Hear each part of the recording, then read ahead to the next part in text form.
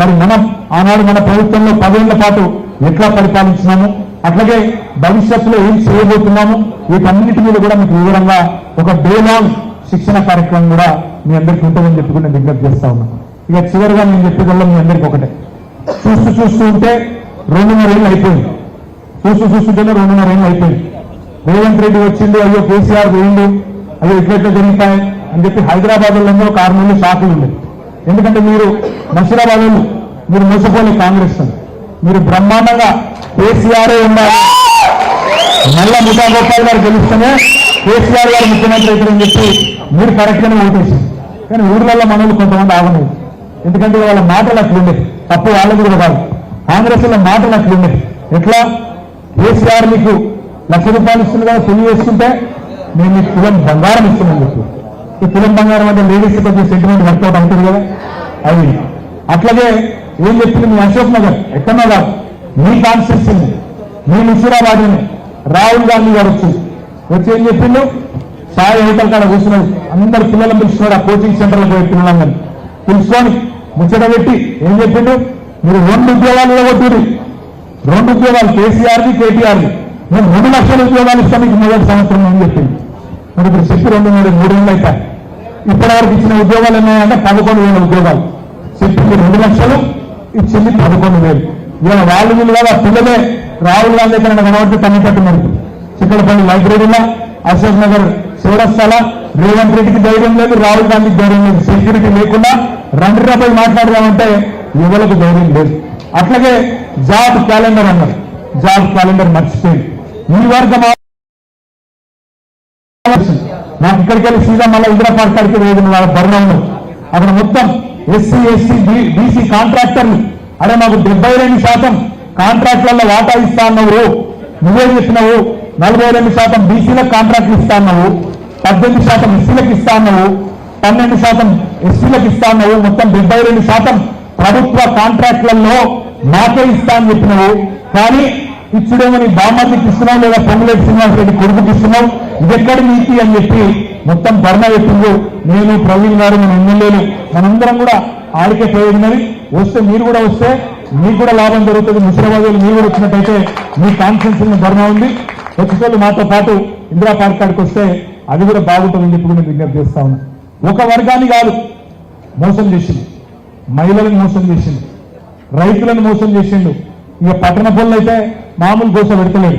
ఏమన్నా అంటే ఒకటే నేర్చుకున్నాడు ఆయన రేవంత్ రెడ్డి గారు. ఏమంటాడు, ఏది హైడ్రామా వేరే కొత్తది నేర్చుకున్నాడు ఈ మధ్యన. ఏమైనా రేవంత్ రెడ్డి మరి 100 రోజుల్లోనే 6 గ్యారంటీలు అంటేవి కదా, 420 హామీలు ఇస్తుంది కదా, 13 డిక్లరేషన్లు ఇస్తుంది కదా, ఎప్పుడు చేస్తావు నాయన? 3 రోజులను ఫేకినావు కదా, మా సలీం ఫేకు కానీ పెద్ద ఫేకు నువ్వు. మరి నువ్వు ఇంత అన్యాయం ఉంటుందా ఎక్కడన్నా అంటే ఇప్పుడు ఏమంటుండే ఇక్కడ రేవంత్ రెడ్డి చాలా కొత్త డైలాగ్ నేర్చుకున్నాడు. మన ఆదిలాబాద్లో చేస్తున్నాడు పబ్లిక్ మీటింగ్ లో. ఎంత కండలు తిరిగిన పైల్వానైనా 3 నెలల పిల్లలు పుట్టిస్తాడా? మాకు 3 నెలల పిల్లలు పుట్టారని మాకు కూడా ఎరికే, అందరికి ఎరికే. పిల్లలు పుడతారుగా, ఎంత కండలు తిరిగిన పైల్వానైనా పుట్టిస్తాడా అని మాట్లాడుతున్నాను. నేను అడుగుతున్నా రేవంత్ రెడ్డి గారు, 3 నెలల్లో పిల్లలు ఉంటారు కరెక్టే, ఒప్పుకుంటా. కానీ 30 నెలలైనా ఉండకపోతే ఏమనాలి నిన్ను?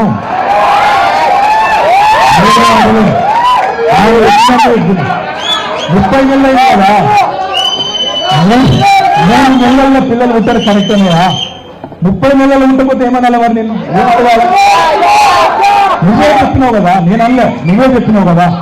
2.5 లక్షల రూపాయలు సంవత్సరానికి, 2.5 లక్షల రూపాయలు ఒక్కొక్క కుటుంబానికి వస్తాయని చెప్పినావు. ఎస్సీ ఎస్టీ బీసీ రైతు అన్ని డిక్లరేషన్లు కలిపితే తెలంగాణలోని ఒక్కొక్క కుటుంబానికి సంవత్సరానికి అన్న కుసేని దండం పెడతాను, సంవత్సరానికి 2.5 లక్షల రూపాయలు వస్తాయని చెప్పినాం. ఒక్క కుటుంబం చూపెడతావా రాష్ట్రంలో? ఒక్క కుటుంబం ఎవరికన్నా 2.5 లక్షలు వచ్చిన ఒక్కరు ఉన్నారా?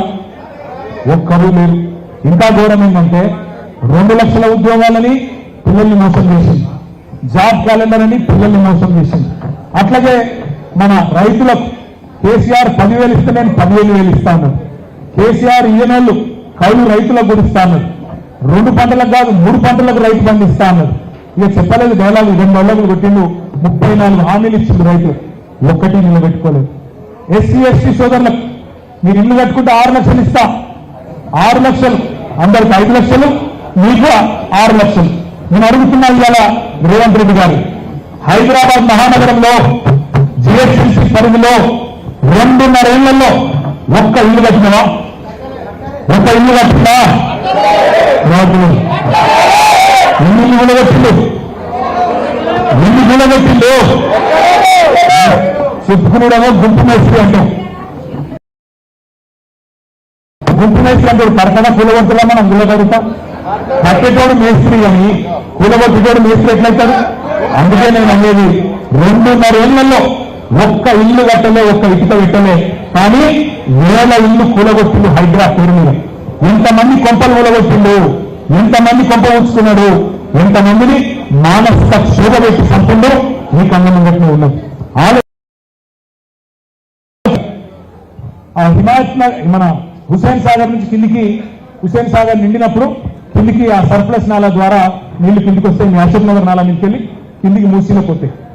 నేను మంత్రిగా ఉన్న అన్న ఎమ్మెల్యేగా ఉన్నాడు. ఒకరోజు వచ్చింది, అన్న మీరు ఆ నాలాను వైడనింగ్ చేయమన్నారంట, ఏది ఆ అశోక్ నగర్ నుంచి పోయే నాలా, మరి దాన్ని ఎక్కువ చేస్తే దగ్గర 500 ఇల్లు పోతాయి, 450 నుంచి 500 ఇల్లు పోతాయి అన్న, దాన్ని ఎట్లన్నా కాపాడాలి అన్నాడు.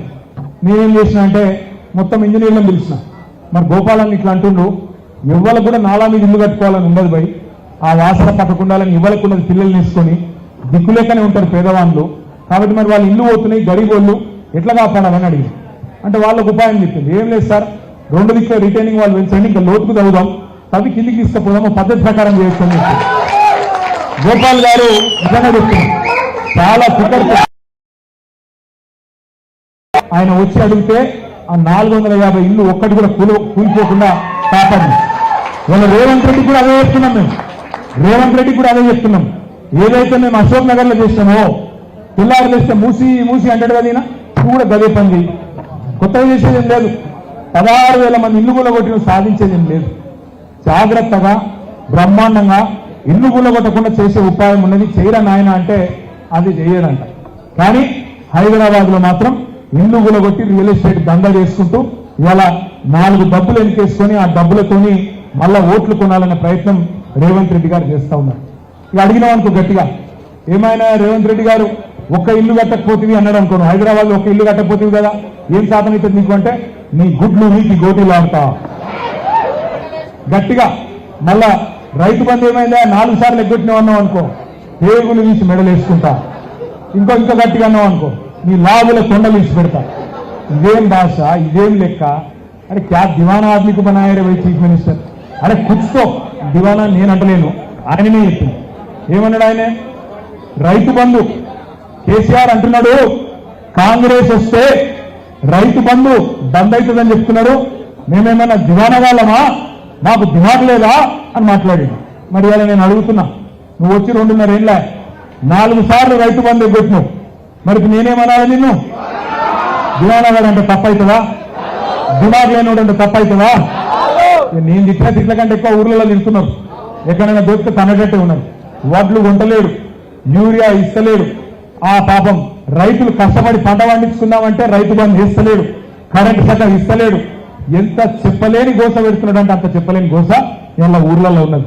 మీరు హైదరాబాద్ లో మీరు ఇట్లే భద్రంగా ఉండండి, మళ్ళా మీరు ఎట్లాగో గులాబీ కండువాన్ని గెలిపిస్తారు నాకు నమ్మకం ఉంది. ఈసారి తిరుగుబాటు ఊర్లలోకి చాలా అవుతుంది సార్. ఏ ఊర్లో అయితే గెలిపించినాయో, ఏ జిల్లాలో అయితే గతంలో పొరపాటున కాంగ్రెస్ పార్టీ గోటేసిందో వాళ్ళందరూ ఇవాళ తిరుగుబాటు మూడ్లో ఉన్నారు. ఎలక్షన్ ఎప్పుడు వస్తుందా, ఎప్పుడెప్పుడు తరిమి కొడదామా కాంగ్రెస్ పార్టీని అని చెప్పి వాళ్ళందరూ కూడా ఇంతజారు చేస్తా ఉన్నారు. కాబట్టి మనం ఏం బాధపడే అవసరం లేదు. ఇంకొక సంవత్సరం పాటు కష్టపడితే ఎక్కడోళ్ళం అక్కడ సంవత్సరంన్నర అరుచుకుంటే ఎక్కడోళ్ళం అక్కడ కరెక్ట్గా చూసుకుంటే ఆ తర్వాత హిసాబ్ కితాబ్ చేసేది చాలా ఉన్నది. మనం ఇవాళ సతాయించేటోడు, నగరాలు చేసేటోడు కాంగ్రెస్ వాడు, కాంగ్రెస్ అని చూసుకునే బీజేపీ వాడు, చాలా మంది ఇష్ట ఆర్టిస్టులు ఉన్నారు. వాళ్ళందరికీ మిత్తితో సహా చెల్లించే బాధ్యత నాది, నేను చెప్తుంటా పక్క. కానీ ఆగుతాం ఇంకా అరే కూర్చోరా